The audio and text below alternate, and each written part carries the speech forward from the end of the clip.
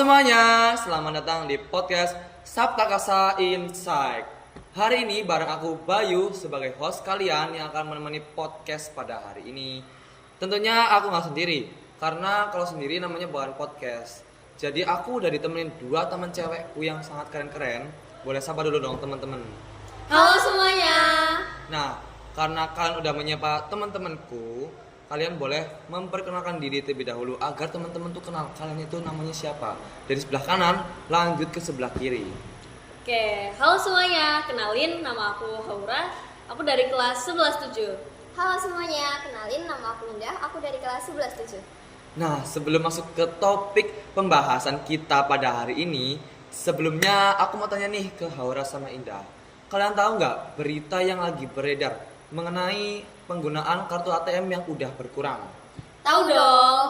Nah, jadi guys, karena kartu ATM itu udah jarang digunain, karena masyarakat tuh lebih seneng yang simple dan gampang dengan metode pembayaran digital banking seperti Kris, e-wallet, m-banking dan masih banyak aplikasi lainnya untuk pembayaran digital.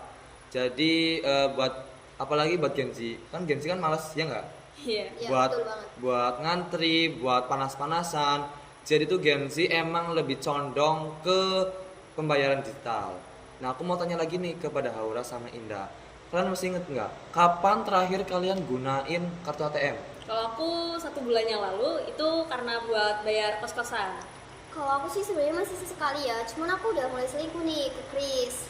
Jadi guys, ini tuh selingkuh sama Kris karena Indah lebih pilih pembayaran digital karena lebih simpel, ya nggak, Dah? Iya betul, lebih simple. Nah guys, ngomong-ngomong soal kartu ATM, jadi fakta dari Bank Indonesia itu mulai bermunculan karena penggunaan kartu ATM itu udah mencapai berapa ribu ya, saya lupa. Tapi penggunaan digital banking itu udah sampai tembus ke 5.000 triliun rupiah. Jadi kartu ATM itu udah mulai menurun karena emang masyarakat lebih menggunakan digital banking. Nah, ngomong-ngomong soal digital banking, kalian gunain itu buat apa aja? Kalau aku buat top up ML, terus buat bayar Netflix, udah itu aja. Oh biasanya cuma buat belanja aja sih. Belanja di online Di shop. online, iya. Oke. Nah guys, jadi karena ATM udah mulai berkurang, jadi kita juga harus menjaga kartu ATM tersebut agar enggak hilang ya guys. Tetap menggunakan digital, tapi jangan lupa menggunakan kartu ATM fisik, ya enggak? Iya betul. Nah, aku mau tanya ke Haura, kartu ATM itu ada sisi positifnya enggak? Ada. Apa? Sisi positifnya tuh ya sebenarnya untuk pembayaran tuh lebih efisien. Terus juga kan pembayaran sahnya kan pakai mata uang kan, bukan digital.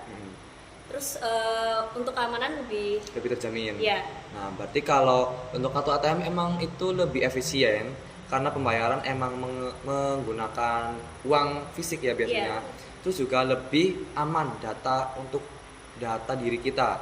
Nah, ngomong-ngomong soal data diri, biasanya kan digital banking itu kadang bocor, ya kan? Iya betul. Nah, sisi positif dan negatif dari digital banking itu seperti apa? Saya tanya kepada Indah. Kalau menurut aku sisi positifnya sih banyak ya, kayak buat waktu kita jadi nggak kebuang. Terus Gen Z sekarang kan kayak lebih sukanya di rumah ya rebahan gitu, jadi kayak mereka tuh malas loh harus tarik tunai, panas-panasan, ngantri.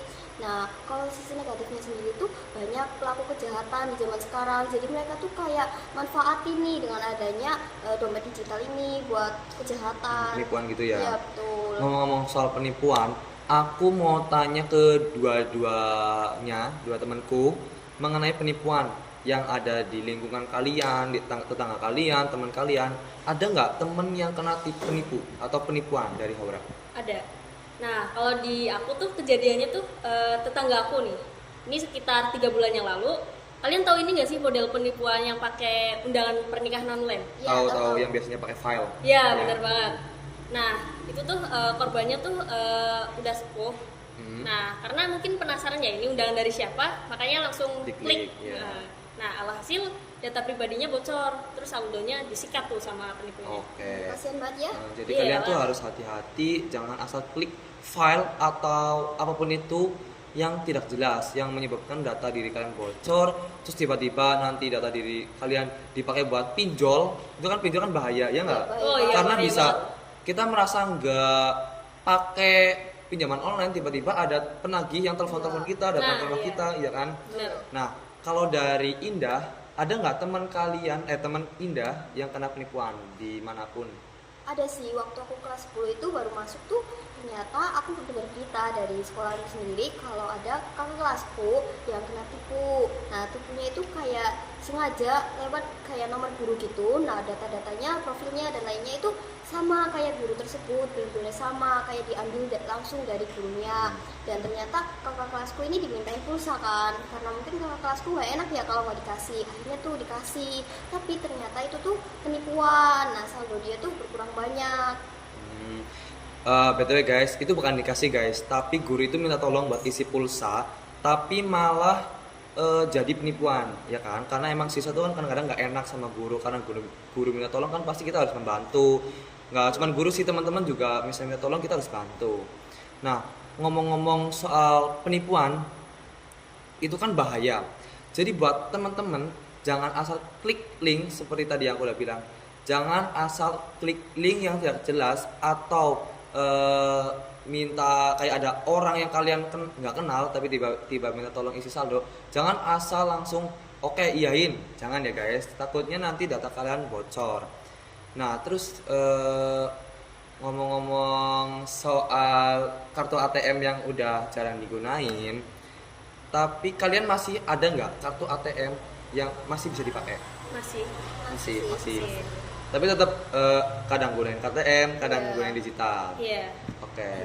Jadi guys, setelah kita podcast atau berbincang-bincang pada hari ini, kita akan tutup podcast sampai sini saja.